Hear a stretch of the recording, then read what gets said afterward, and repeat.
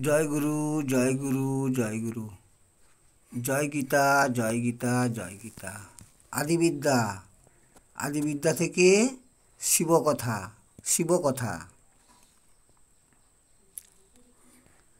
উপযুক্ত যোগ্যতা অর্জন না করলে সাধন কার্য সিদ্ধ হয় না বা তাতে অভীষ্ট ফল লাভ হয় না।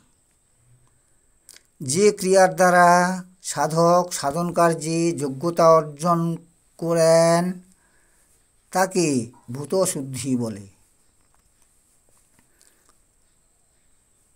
উপযুক্ত যোগ্যতা অর্জন না করলে সাধন কার্য সিদ্ধ হয় না বা তাতে অভীষ্ট ফল লাভ হয় না।